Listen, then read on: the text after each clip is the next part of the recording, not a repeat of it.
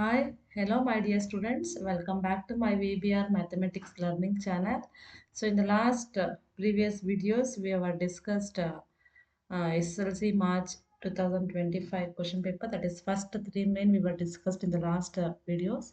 So next main, it is fourth main. Answer the following questions. In this main, each question carries 3 marks. Total 9 question you have to attend. So 9 3 is 27 marks you'll get from this main. Okay, so let us discuss one by one. Question number 25. Find the zeros of the quadratic polynomial P of x is equals to x square plus 7x plus 10 and verify the relationship between the zeros and the coefficients. So first you have to find out here two questions they were asked here. One is you have to find out the zeros of the given polynomial, that is the values of x, solution of x you have to find out, and verify the relationship between the zeros. So you will get the zeros from this zeros and the coefficients. Coefficients is nothing but the coefficient of variable, that is x variable. X square variable is 1 and here the x variable is 7. That relationship you have to verify. First you have to find out the zeros. It is very simple. You can use any method here, formula method or the factorization method. Any method you can use here. They are not mentioned any particular method. So your choice, you can use any method. Here I will use the splitting of the middle term. So splitting of the middle term already explained in the last main. Is it right? So it is very easy method and a simple method. So 7x, how can you split this middle term 7x? We can write this as pi x plus 2x. So 5x plus 2x will get 7x. 5 2s are, again we'll get the constant 10. So we can take 5x and 2x. Okay, so we will see how to solve this problem. So here, so question, this is the fourth main. Actually, I'm written here third main. This is the fourth main. Question number 25. We have P of x. P of x, that is x square plus 7x plus 10. This is the given equation in the question. So I'm written again. So splitting of middle term, that is 7x can be written as 5x and 2x. If you multiply these two numbers, 5 2s are 10, how to get, if add or subtract, how to get the middle term. Okay, so this can be written as x square plus 5x plus 2x plus constant 10, right, as it is, that is equals to 0. So from these two we can take, from these x square and 5x we can take it here, x as a common factor. So remaining here x plus, here we already taken x outside, the remaining term is 5. So again from these two terms we can take 2 as a common factor because 2 and 10 both are divisible by 2. So take 2 outside, remaining term is x plus, if we tried 10 as 5 into 2, we already taken 2 outside, remaining term is 5. Our 2 5s are 10 will get, that is equals to 0. Again from these two terms, here x plus 5. Here x plus 5 is the common factor in both the terms. So take it outside. The remaining term is x plus 2, that is equals to 0. So equate both the terms to 0. X plus 5 is equals to 0. Here I missed one step. If you want, you can write here x plus 5 is equals to, so here I am written x plus 5 is equals to 0 and this x plus 2 is equals to 0. When you take this plus 5 to right hand side, it becomes x value becomes minus 5. When you take this plus 2 to right hand side, it becomes minus 2. So x value got plus 5 as well as minus 5 and minus 2. So the two zeros, first question is you have to find out the zeros. Zeros is nothing but the solution. So the zeros we can take in here as alpha and beta. So two zeros you got, that is the two zeros are alpha is equals to minus 2 and beta is equals to minus 5. These are the two roots and we have to verify the relationship between these zeros and the coefficients of this variable x in the given equation. So we already know the relationship between the sum of the two zeros and the product of two zeros will get the coefficient of variable, the relationship between the coefficients of variable as well as the zeros. So sum of the roots, that is alpha plus beta, it is taken as the formula, it is a standard formula. So minus b by a, and the product of the two zeros, that is alpha and beta, is equals to c by a. This is the formulas. So how to know this sum of the two zeros and the product of the two zeros?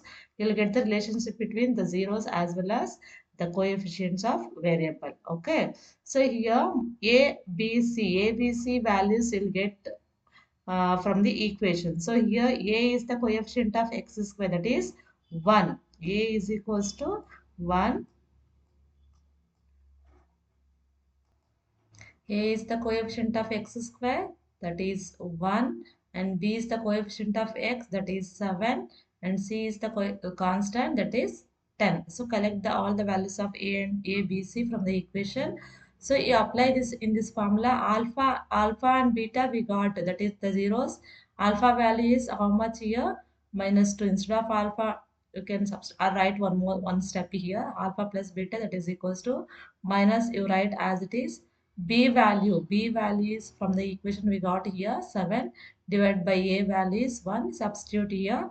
Alpha and beta we got from the equation we found here the two zeros values, that is alpha value is minus 2 plus you write as it is beta value is minus 5, that is equals to minus 7 by 1 is minus 7, minus 2 and minus 5. If you add these two, both are having negative sign, so you have to add and the sign should be negative. 5 plus 2 is 7, that is equals to minus 7. So minus 7 is equals to minus 7. Both are becoming equal.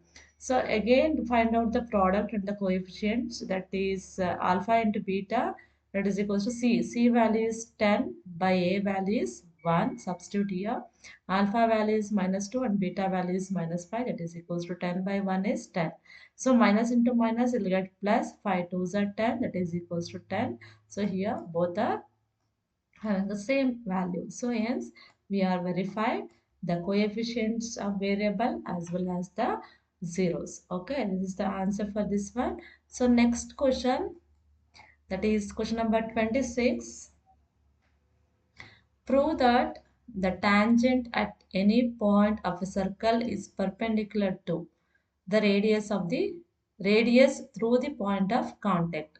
The tangent at any point of the circle is perpendicular. We already in the previous videos in the I think in the second 2 marks question, that is in third main, we were taken this property. The tangent at any point of a circle is perpendicular, that is make an angle 90 degree. In the previous one, I think the question number here 22, here we were taken the tangent PA is perpendicular, this OA, the radius OA is perpendicular to PA, and here the radius OB is perpendicular to PB. So this makes an angle 90 degree we were taken here. So same thing we have to prove that. So the property we have to prove here, the tangent at any point of a circle is perpendicular to the radius through the point of contact. Let us see how to prove this one. So here by given data, I have drawn a diagram, the circle with the center O. So here this line is touching the circle at any point. This point is taken as A and this line is called, it touches the circle. So it is taken as tangent, that is L I am taken here. And this OA becomes, if you join O to A, you get OA as the radius. This I'll tell how it will. So this is the extra construction. I'll tell in the explanation. So given a circle C is equals to 0 comma R. So C means center of the circle. The point we are taken here 0 and R, that is radius, and a tangent L at a point A. Already told this tangent L is contacting the circle at a point A. So we have to prove this OA, this radius, O to A is the radius, it is perpendicular to the tangent. That means this angle should be 90 degree, or we have to prove this OA is perpendicular to the tangent L. Okay. So this is the extra construction we have to make to prove this. Take a point B other than A. So here the A is the point of contact, the tangent and the circle where they are meeting. The point of contact we are taken A. So this is the point B, we are taking another point other than A. Here also you can take, here also you can take anywhere on the tangent, but other than A, how to take the point B on the tangent L. Join OB meets the circle in C. So next process is after marking the point B, how to join O to B. O to B, this OB line which is meets the circle at point C here. Here meeting the point C on the circle. So if you take here, if you join O to B, this point, this line OB will meet the circle here. So that meeting point is taken as here C. So proof in the figure, you observe the figure here, OA, O to A and O to C. These should be same. These two are what? Here, the radius of the circle. So we can take OA is equals to OC. OA is equals to OC because radius of the same circle. Radius of the same circle. Now OB we can write here O to B, we can write it here. We have to add OC plus BC. So O to B, we will get as OC plus BC. Here we already taken OC is equals to OA. Okay, so OB we can write OC plus BC. So here, if you observe here, OB is greater than OC because OC is equals to OA, but OB is we have to add 2. BC plus OC, it is more than OC. That means OB is more than greater than OA or OA is less than OB. Thus, if OA is shorter than any other line segment joining O to any point on L, so OA is shorter. OA is the radius which is shorter than any other line segment joining to O.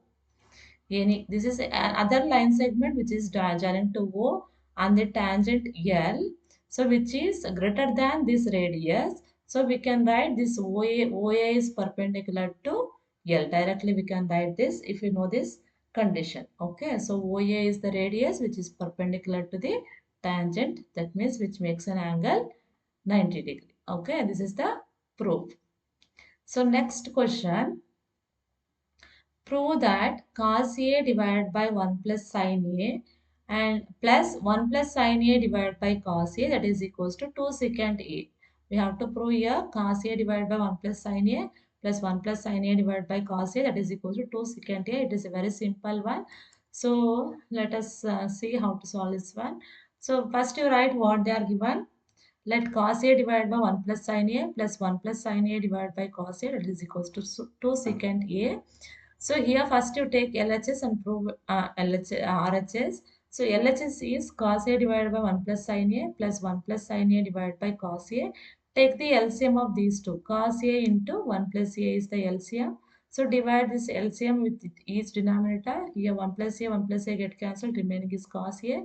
Cos A into numerator will get cos square A plus here cos A get cancelled. Divide this LCM with each denominator. So cos A get cancelled. 1 plus sin A into 1 plus sin A, 1 plus sin A whole square. Okay. So write this cos square A as it is. This is in the form of A plus B whole square. That is A square. That means 1 square. A square plus B square plus 2AB. So 1 square plus sin square A plus 2 into 1 into sin A divided by, write this denominator as it is. It is very simple. So cos square A plus sin square A. Sin square A plus cos square A value is 1 plus 1 square is 1 plus 2 sin A, you write as it is, divided by cos A into 1 plus sin A. So 1 plus 1 is 2 plus 2 sin A, you write as it is, divided by denominator, you write. So here from these two, you take 2 as a common, remaining is 1. Here we are taken 2 outside, so remaining is 1 here plus sin A. So 2 we already taken outside. Divide by cos A into 1 plus sin A. Here 1 plus sin A and 1 plus sin A get cancelled. The remaining is 2 by cos A. So 2 into 1 by cos A. 1 by cos A is nothing but secant A. Write this 2 as it is. This is your required RHS. So we have proved LHS is equals to RHS. It is a very simple. Just you simplify, get the result, and you should know the identities, trigonometric identities as well as algebraic identities. Okay. So next one. So here in the same question they are given the option. This one, what we are discussed now, this one or this one. So anyone you can solve here. They are given the option. So this is your choice. Which one is very, both are very easy. But here we should know the trigonometric identities and the algebraic identities to simplify this one. But you have to know the trigonometric ratios value here, angles. So for this one, how to remember the values of angles of trigonometric ratios? For this one, already made an a video. It is a very simple one. If you know that method, you can easily find out the values. So here, find the values of this. Suddenly, it is very means you'll get confused to remember these values. So how to remember this trigonometric angles of trigonometric ratios? I made a video. Please go through it. You'll get an idea. So this is very simple actually if you know the values. So it is very, you substitute cos 60 value and secant 30 value and tan 45 and sin 30 and cos 30 and simplify. You'll get the answer for this one. I'll show how to solve it. So 5, whatever the given question I'm written here, 5 cos square 60 plus 4 secant square 30 minus tan square 45 degree divided by sin square 30 degree plus cos square 30 degree. Here cos 60 value is 1 by 2. So cos square is there. So put square for 1 by 2, right? 5 as it is plus 4 I'm written as it is. Secant 30 value is 2 by root 3. So square is there. So put square minus tan 45. Tan 45 is 1. 1 square, I'll get 1 only. So I'm done only 1. Divide by sine 30 value is 1 by 2. So sine square is there. Put square plus cos 30 is root 3 by 2. So square is there. So put square. Now you just simplify 1 by 2 whole square, that becomes 1 by 4 or 5 ones are 5, 2 square becomes 4 plus 4 you write as it is, take this square inside the bracket, 2 square is 4, root 3 whole square becomes square root and square get cancelled, you'll get 3 minus 1 divide by, so 1 square is 1 divided by 2 square is 4 plus root 3 whole square is 3 divided by 2 square is 4. So here for these two LCM is 4. So add the numerators. Denominators are same. Then add the numerators. 3 plus 1 you'll get 4 by 4. This is the denominator value. And in the numerator 5 by 4 plus 4 4 is 16 by 3 minus 1. So 4 by 4 you'll get 1. So this answer is 1. So if nothing is there means 1. Here I missed 1. If nothing is there means 1 only. So I just skip that one. So 5 by 4 plus 16 by 3 minus 1 can be written as 1 by 1. Now for these three are different denominator. So you take the LCM for these three. 4 into 3 into 1 you'll get 12 as a LCM. Divide this LCM with each denominator. That means 12 by 4 is 3. 3 into 5 is 15. Now 12 by 3. So 12 by 3 is 4. 4 into 16, you'll get 64. Now 12 by 1. That means 12. 12 into 1 is 12. So now you simplify, add 64 plus 15 minus 12, you'll get 67 divided by 12. You write as this is the value. Here in this, you have to remember the angles of trigonometric ratios. For to remember these angles, you go through that video what I made in the last, I think in the last year only I made that how to remember the values. So here these things we are discussed in this video. So remaining questions we will discuss in the next class. So in this, if you get any doubts, please write it in the comment. And if you like this video, please like and share to your friends. So those who are not subscribed my channel, please subscribe. And thank you for listening my class. Thank you so much. So we'll continue the next video.